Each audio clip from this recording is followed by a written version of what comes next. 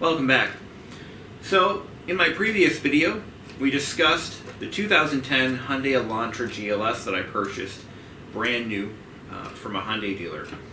And while I had some issues with that car, I genuinely liked the car. And I liked the dealer that I bought it from. I felt that they treated me with respect. They never gave me a hard time about any issue that I ever had with that car.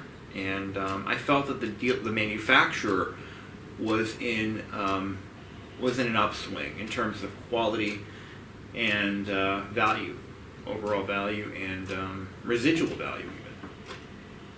So I decided that, you know what, rather than wait for the transmission to fail again, I traded that car in with less than 100,000 miles on it, about 4 years after I bought it, almost exactly 4 years to the day. And I did this because the Hyundai Elantra GT for the 2014 model year was already a year old. In other words, these cars have been on the market for a while, and it seemed like they were holding up pretty well. The 2013s had some issues, and then they made some changes for the 2014 model year. And I wanted a GT when they first came out. I wasn't in a position to trade up yet. So after paying the 2010 Elantra off, I brought it back to the dealer. I was going to sell it private party, but I just didn't want to deal with Craigslist buyers. I've had bad experiences, let's just leave it at that. So I brought it to the dealer, and I said, you know what, I'd like to take a look at a leftover 2014 Elantra GT. You've got a few in the lot, let's take a look at some. So that's exactly what I did. Test drove one. I loved it. It was what color was that? It was like a charcoal, like a darker silver or gray. I think it was gray. And I don't know the color to my own car. Well, you know, every color has a name to it. You know, there's always some weird name and a color code attached to it. And this one, it was that grayish. I want to say it was magnetic gray, but I don't think that was the color they called it. Anywho, so I drove it around. It was a leftover, so I got a significant discount on it. Something like $5,000 off the MSRP. And it had leather. It was the, let me think here. It was the GT with a style package, and that included leather, 17-inch alloy wheels. I think those are the big items that came with that package. Oh, and a sport suspension, which was a little bit harsher, but handled really well. So I test drove that car, and I really liked it. It felt comfortable. It felt sporty. The way that car drove was like no other car I'd ever owned. It felt nimble. It just had quick acceleration, and it could take corners really well. So for that reason alone, I mean, I decided, you know what, I'm going to buy this, and I'm going to drive it just like I did the one before. I'd also had the optional, I think I had 2 sets of floor mats, both winter and summer mats. Not that these are big deals, but I'm just remembering what was in the car when I bought it. It had the first aid kit, which I still have. I kept it when I traded it in. It had, let's see, no sunroof. Oh, keyless ignition. That was one of the other things. So you had leather, keyless ignition, and 17-inch alloy wheels. That was part of the appearance package or style package. I think that's what they called it. So for the 2014 model year, the GT got the 2-liter engine standard. Prior to that, they were 1.8-liter motors in them, and they just were very underpowered, and they didn't live up to their name. So when they put the 2-liter engine in, they got significant power increase, performance improvements. The 2-liter engine was rated for about 173 horsepower, It was a GDI motor, my first GDI engine, by the way, which terrified me to no end. But overall, I mean, I felt pretty confident about this one. Again, Hyundai's known for their warranties, if nothing else, so I figured if anything goes wrong, I've got this warranty to take care of it, so, you know, no big deal. Anyway, purchasing that car was fairly uneventful. I'm not even sure I took any pictures of that car. I'll have to check back and see if I have any. But yeah, it was an upgrade for me because I went from a sedan to a hatchback, which almost immediately paid off because about 2 or 3 days later, I was actually having an anniversary party for my parents. It was their 30th anniversary. So I rented a hall, and I needed the car to transport equipment, you know, just all the stuff, the decorations, the PA system, the projector screen, all the things I needed, and they all fit in the back of that Elantra GT, no problem. They would have never fit in my sedan. So we had the party, that was a great time, put it all back into the Elantra, you know, it was great. And then about 2 weeks later, my hot water heater blew up, and I needed to go to the plumbing supply place, buy a water heater, and bring it home. And it fit snug as a bug in a rug in the back of that Elantra GT. It was a 30-gallon low void tank, so it wasn't one of the big 40-gallon ones. So that worked out great. At that point, I'm like, you know what? It's a good thing I got this car. So anyway, my first winter in that car, I had the stock wheels on it, the 17-inch wheels, and it was miserable. It was like the Versa all over again, just sliding all over the road, losing traction. So I went over to Tire Rack, and I bought a set of 15-inch steel wheels with snow tires. I went with Firestone snow tires. I forget which model, but they were a little more expensive than the Chinese tires I was putting on my other cars. So I actually drove all the way to Connecticut to pick them up. This way I wouldn't have to pay shipping. Oh, but then they got me on sales tax, the bastards. If I had it shipped to New Hampshire, it would have cost the same amount because there would be no sales tax, but there would have been delivery charge. Oh well. At least I had a fun road trip. So those tires on that car, let me tell you, that car was so good in snow. I was blown away. It was so good in snow. Never got stuck, never got stranded, never had a problem. And I lived on a mountain, just to put that into perspective here. So good snow performance was a big deal for me. The car got great gas mileage. I think I started out around 20, probably about 25, 26 miles per gallon.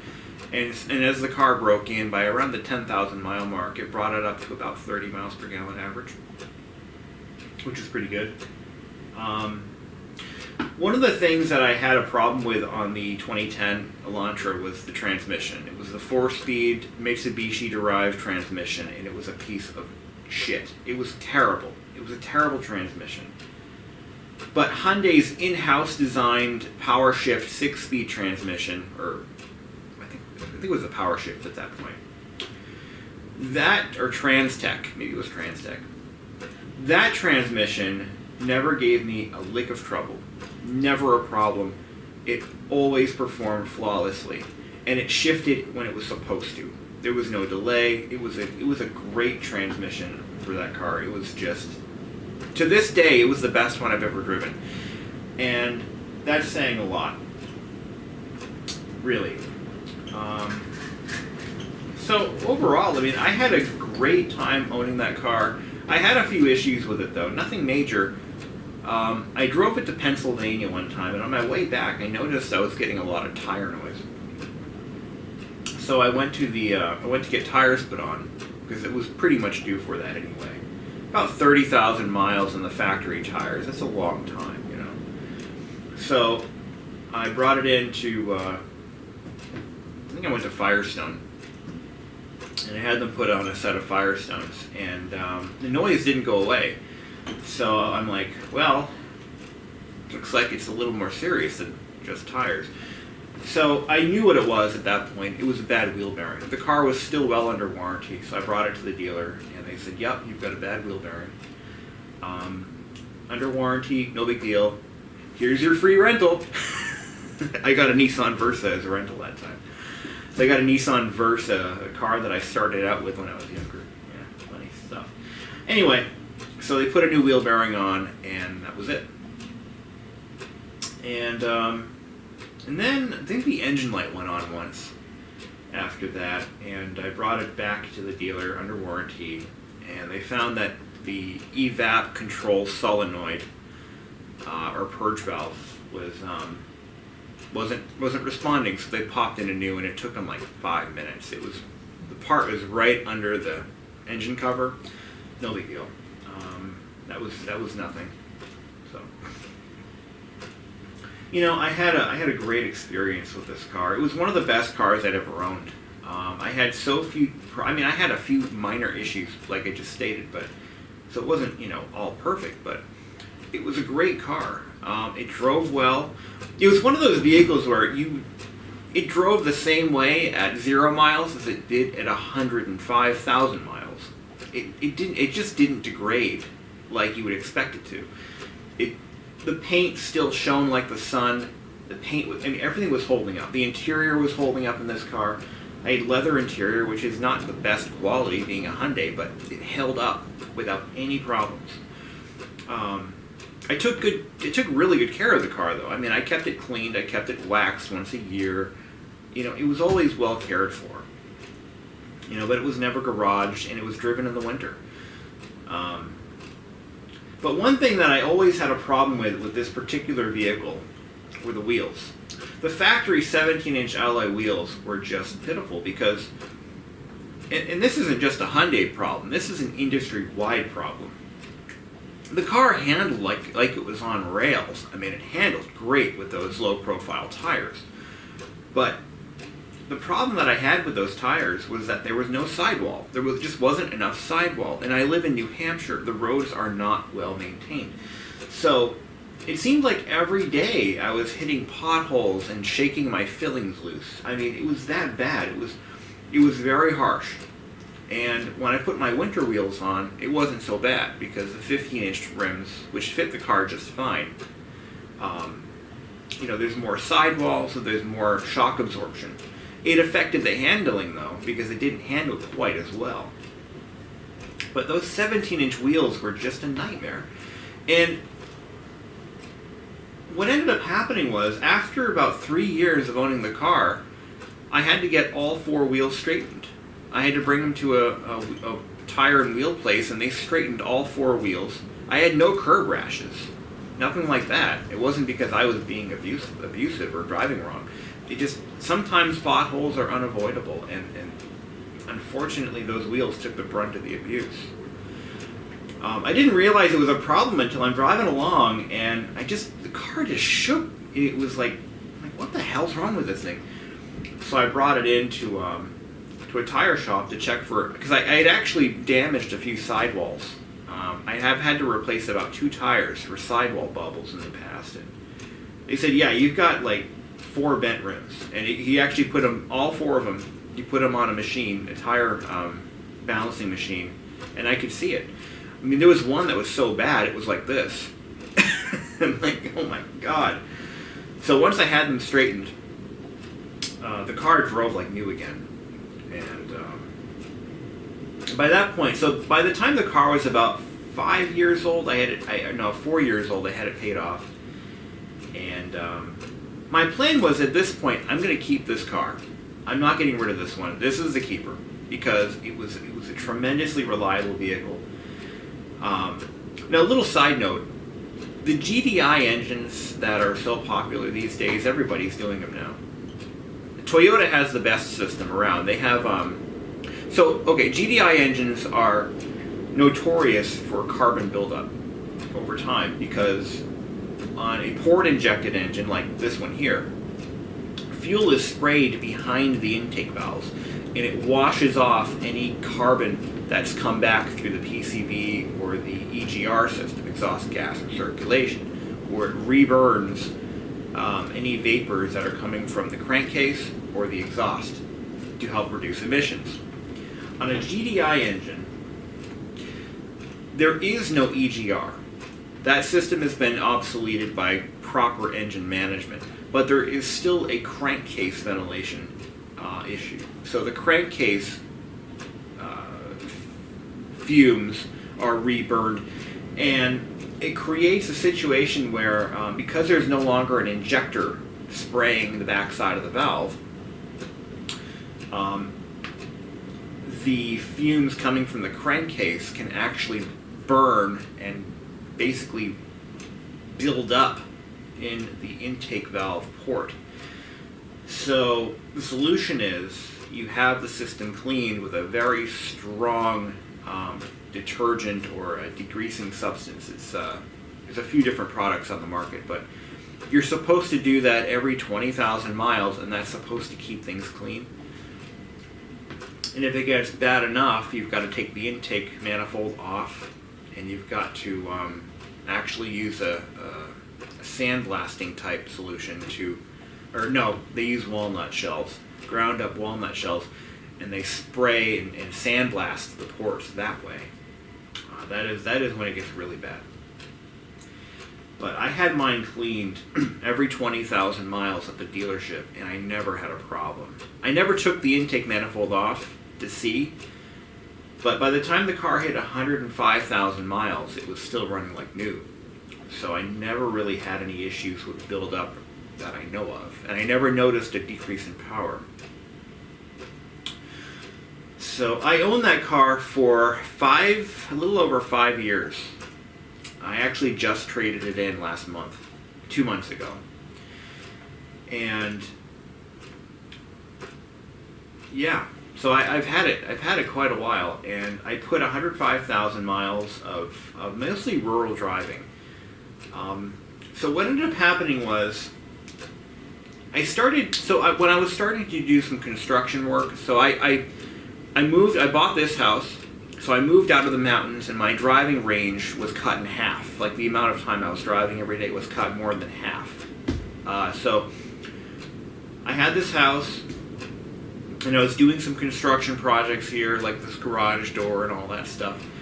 And I found that the car was just big enough for a 2x8 piece of lumber to fit in the back. And that was all I really needed. Until one day I needed some 2x10s, and I couldn't get them in the car. I had to return them. And I'm sorry, 2x4x10s. 2x4x10s. Yeah, not 2x10s. That's like floor joist material here. No, I was just doing some light construction, and I noticed that I couldn't get them in the car. And there were some other things that over the past couple of months, I couldn't get in the car because it was too damn small. I had to buy a door, a screen door, and I ended up having to drive back home, grab my girlfriend's car, which is a Mazda CX-5, and I was able to fit it in her car, but just barely. So I realized that, you know what, I'm not driving the ridiculous amount of driving I was doing before. And I have a house now. I need to carry big, heavy things on a frequent basis. And this car is just not doing it anymore. So I actually sold it. I sold it for cash. And see how that works out. But I sold the car private party. And then I took the cash and I went to the same Hyundai dealership, and I put some money down on a used something else. And we'll talk about what that is in our next video. Actually, no. That'll be the last video in this series. We'll talk about that. So that, my friends, is the life and times of a 2014 Hyundai Elantra GT with style package and the optional first aid kit, which I kept. I wasn't trading that in. So when I got rid of that car, I kept as much stuff as I could because I have a friend who just bought a used 2014 Elantra GT, and I asked her, anything you need? One of the things I regret not taking off the car when I traded it in, and I just forgot to, was the roof rack. It had a factory Yakima roof rack that I actually bought used and put on shortly after I bought it. Somebody bought the car, bought another one, or bought one like it, and they didn't need the roof rack, so they put it on Craigslist for $100. All I had to do was go there in the freezing cold and take it off her car, which sucked. It was about 5 degrees outside, and they were in Portsmouth, New Hampshire. It was cold. And I had to do it myself. Oh, that was a hell. That was a hell experience, to tell you what. But I got it for $100 out of rather than $400, which was amazing, and it's a great deal. But I should have kept it and given it to this other woman that I know. So anyway, she bought my winter wheels and she bought my floor mats. So, and I kept the first aid kit for my new car. They're always fun to have. I have actually used that first aid kit at least once. But anyway, I'm gonna miss that Elantra GT. I wish I had the space to keep it. But while it was still worth something, I had to get something out of it. You know, it was a good car. I would buy it again. If it was the car that I needed, I would buy it again. You know, one of those things. But Hyundai has really come a long way since the 1993 Excel that my grandmother bought, and they're not even the same company anymore. They've really done a lot of internalization. They've moved a lot of their parts suppliers in-house, and they've taken over much of the parts production through their own manufacturing abilities. And that's smart because it allows you to keep tighter control over the quality of your vehicles and the pricing. And if you need a part changed quickly, you can do it in-house much quicker than dealing with an outside supplier.